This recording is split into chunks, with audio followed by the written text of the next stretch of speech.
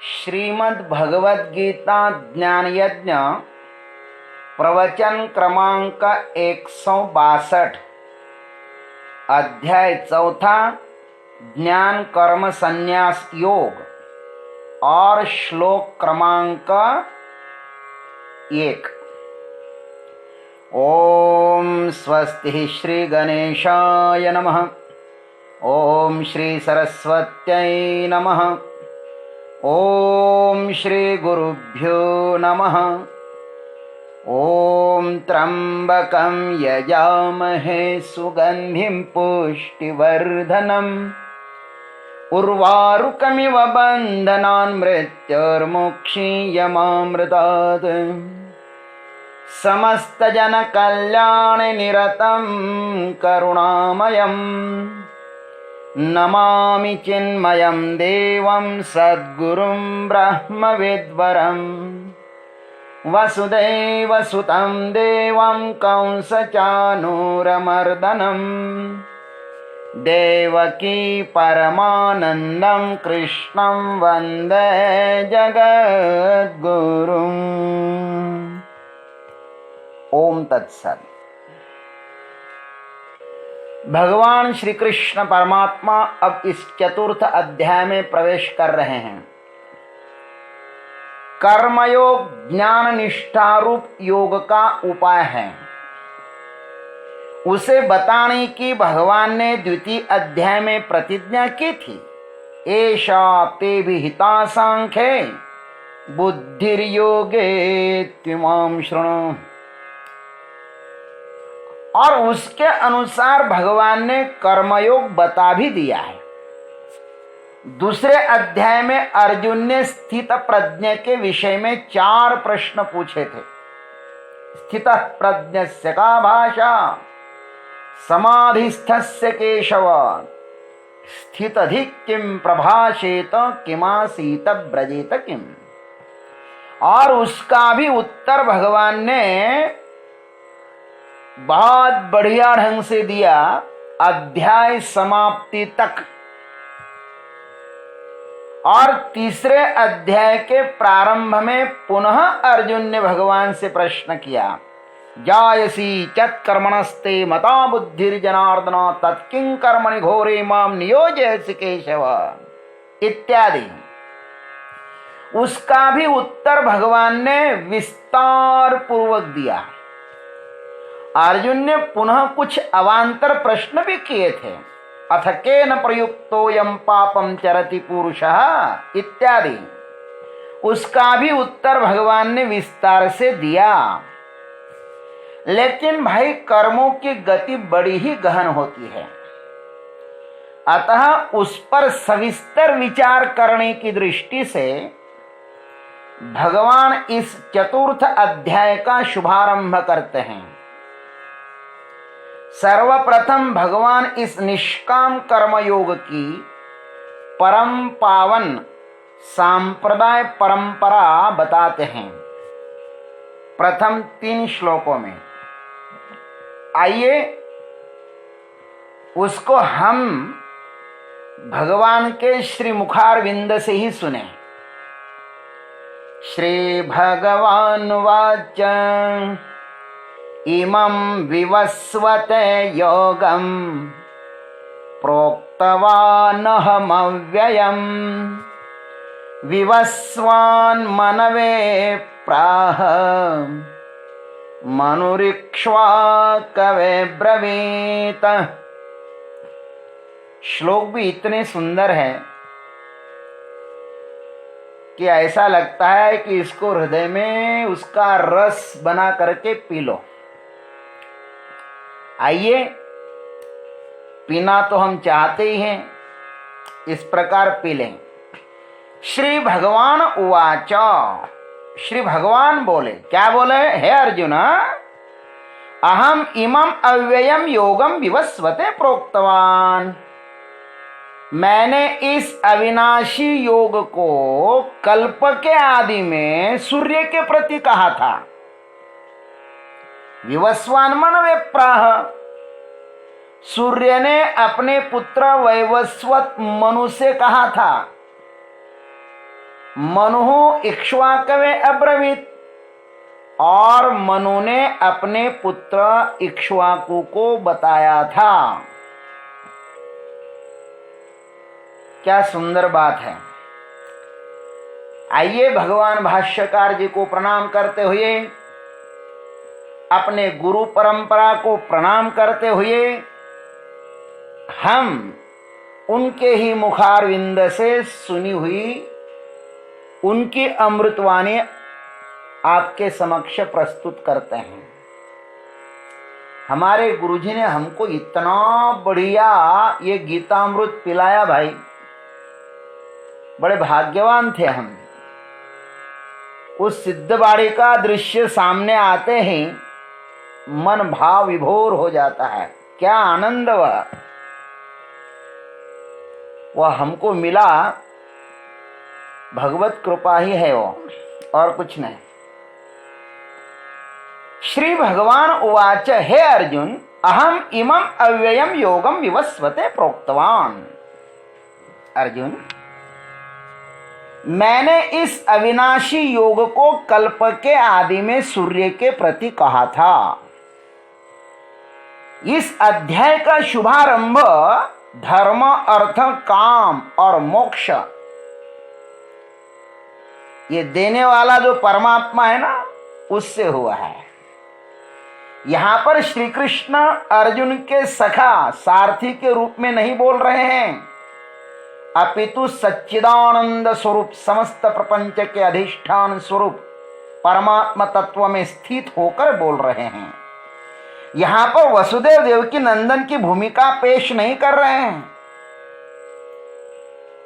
इस सगुण आकार से वे उस निराकार को, कालातीत को अभिव्यक्त करते हैं। यहां पर श्री कृष्ण केवल उपकरण हैं। इस निरहंकृत शरीरस्थ चैतन्य के द्वारा उस फलातीत का प्रतिफलन हो रहा है। अव्यय को व्यक्त करना हो तो व्यक्ति को सिर्फ माध्यम ही होना चाहिए। यह कर्मयोग अव्यय है। पूर्वोक्त अध्याय में वर्णित कर्मयोग जो आत्मज्ञान निष्ठा का उपाय है, वह अविनाशी ही है। परमात्मा अविनाशी अव्यय है, तो उसे प्राप्त करने का उपाय भी तो अव्यय ही होगा ना। जैसा गंतव्य होता है वैसा मार्ग भी होता है। इस अव्यय कर्मयोग को सूर्य के प्रति कहा था भगवान ने। ऐसा कहा, इसका अभिप्राय यह है कि सूर्य के पहले परमात्मा को तथा इस अव्यय योग को होना चाहिए। गंतव्य पहले होता है और मार्ग बाद में निर्मित होते हैं। परमात्मा हम सबके पहले हैं, अतः सदा है, नित्य है, शाश्वत है। जो आदि में नहीं होता है, अंत में नहीं होता है, वह वर्तमान से भले ही सत्तावान प्रतीत होवे। जो आदि नहीं, अंत नहीं, वर्तमान में भले ही वो दिखाई दे आपको, किंतु वह होता नहीं है। जैसे रज्जु पर प्रतिभासित सर्प, वो केवल दिखाई देता है, होता नहीं है। और मांडुक्य कारिका में बहुत सुंदर किया है, कहा है गौड़पादाचार्य जी ने, आदौ अंते च यन्न अस्ति वर्तमाने तथा। सुनाएंगे आपको ये भी, उसकी व्याख्या वहीं पे करेंगे। इस सृष्टि के कल्प के आदि में परमात्मा है और बाद में भी रहेगा।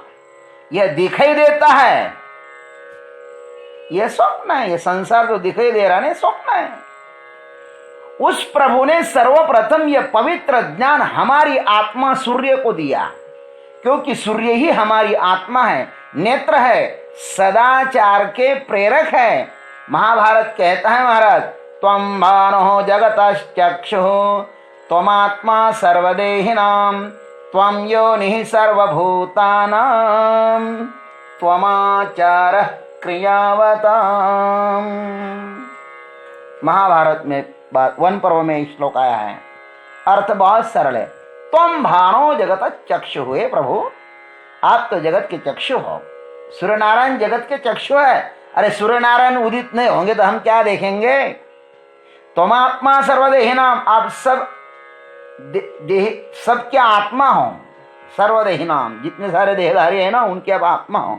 तुम योनि सर्वभूता नाम, और तुम सर्वभूतों की योनि हो, उत्पत्ति स्थान हो, और तुमाचार क्रियावताम, और जितने सारे लोग कर्म कर रहे हैं ना आपके अधिष्ठान में कर्म कर रहे हैं। खैर, इस पृथ्वी पर रहने वालों के पहले थे सूर्य, सूर्य के कारण ही हम हैं।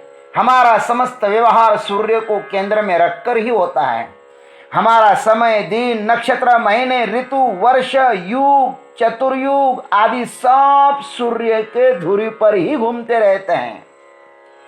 समस्त पृथ्वी पर प्रकाश में सूर्य का शासन है, जो सबके आंखों का केंद्र है। उसे बहुत ही सावधानी से कर्तव्य कर्म करना चाहिए। अतः सूर्य महान कर्मयोगी का प्रतीक है। परमात्मा के द्वारा प्रदत्त इस कर्मयोग का वे सतत अनुसरण करते रहते हैं। महाराज, भास्कर को हम हर दिन प्रणाम करें तो वह हमारी बुद्धि को प्रकाशित कर सकते हैं। अतः हमारे पूर्वजों ने सूर्य नमस्कार को बताया गया है, कहा कि तुम सभी लोग सूर्य नमस्कार करो। समस्त श्रुति में सूर्योपासना को अधिक महत्व प्रदान किया गया है। सब वेदों ने सूर्य नारायण को बहुत आदर दिया है।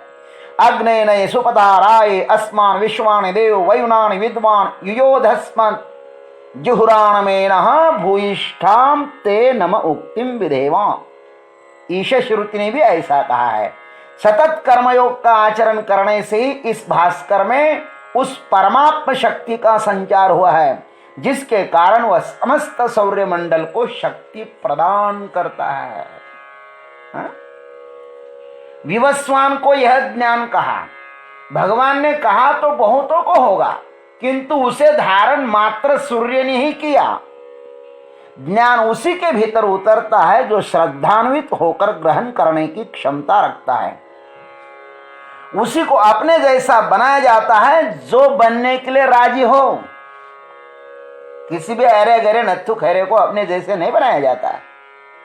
जो बनने के लिए राजी हो उसको बनाया जाता है।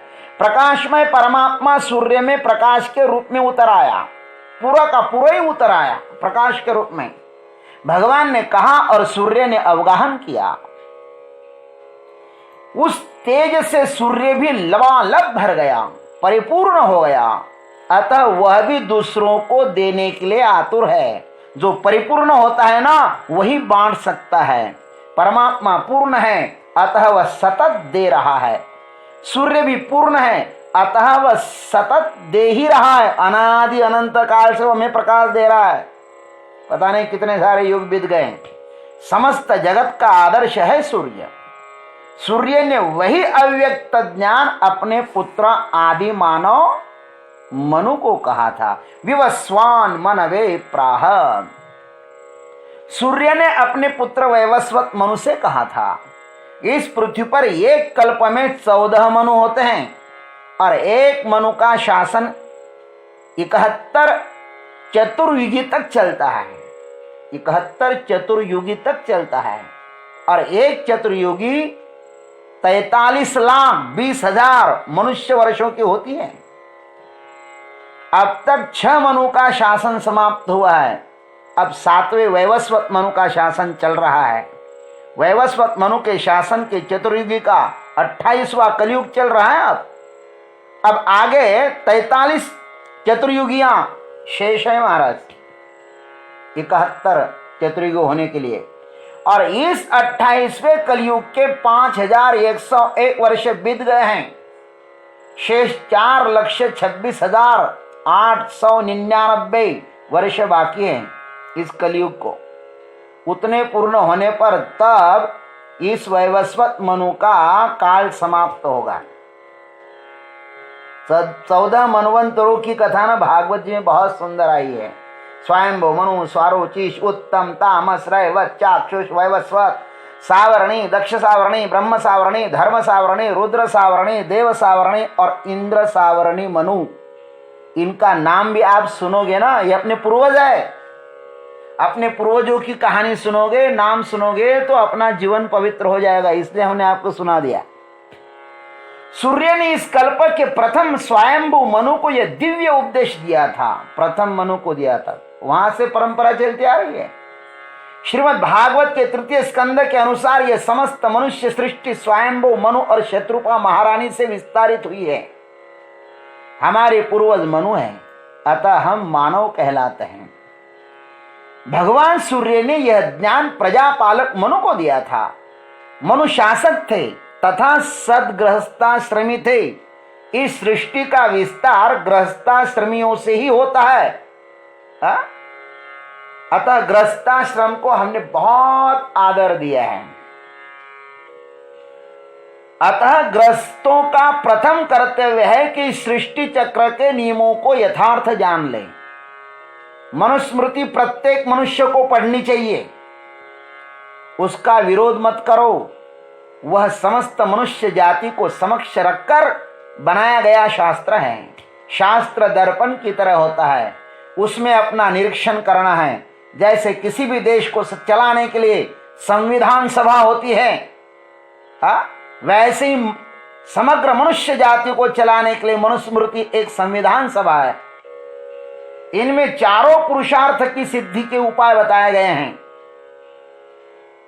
उसको पढ़ना चाहिए, जानना चाहिए, विरोध मत करो। अरे समझ में नहीं आता है वही लोग विरोध करते हैं, और जो जिसको समझ में आता है ना, वो भाव से विभोर हो जाते हैं। शास्त्र सबके लिए होता है। सर्वप्रथम यह ज्ञान शासनकर्ता के पास होना अनिवार्य है। वह नेता है ना, उनके आंखें सुंदर हो तो वे ही औरों के लिए मार्गदर्शक हो सकते हैं। जिससे नयन शब्द बनता है उसी से नेता शब्द भी बनता है। औपनिषदिक कथाओं में अश्वपति आदि शासकों के आत्मज्ञान की विस्तृत चर्चा की गई है। आप पढ़ लेना उपनिषद, बहुत सुंदर सुंदर बातें हैं। कचरा ग्रंथ मत पढ़ो, इन उपनिषदों को पढ़ो, प्रस्थानत्रय को पढ़ो, कल्याण हो जाएगा।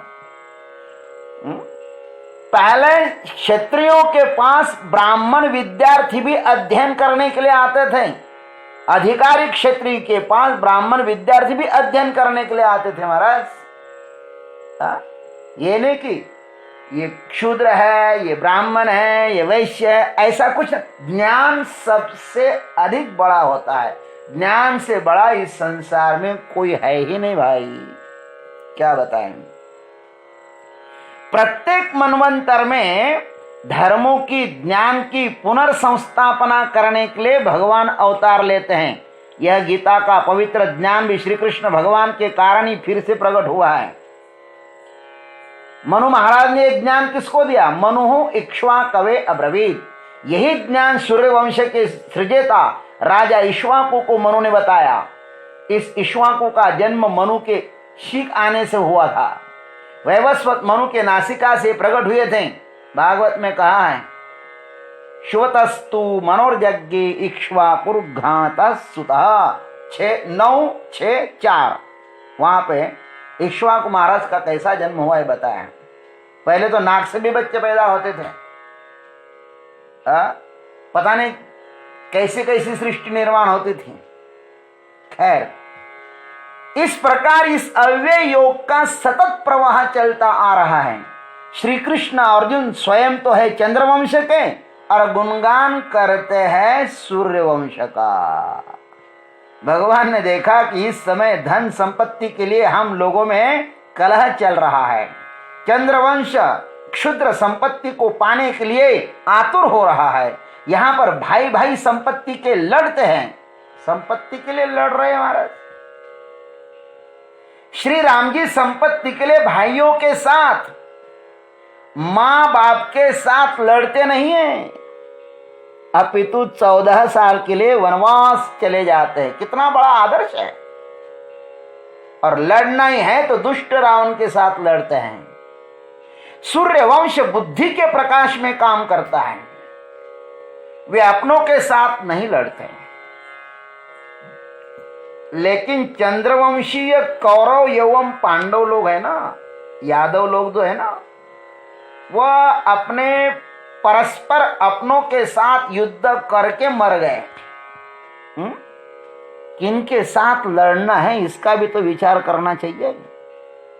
राम जी सूर्यवंशी है ना, अतः उन्होंने विपरीत परिस्थितियों में भी अपना धर्म नहीं खोया। अर्जुन चंद्रवंशीय क्षत्रिय है, अतः उनकी नैया डोल रही है महाराज। मन जैसा डोलता है ना, वैसे उनकी नैया डोल रही है। अतः भगवान उसे अव्यय कर्मयोग का ज्ञान प्रदान करते हैं। किस प्रकार भगवान और भी इसकी व्याख्या करेंगे, हम लोग उसको कल देखेंगे। आइए आज यहीं पर विश्रांति देते हैं। ओम तत्सत। जय गुरुदेव, जय जगदीश्वर, जय जय महाकाल।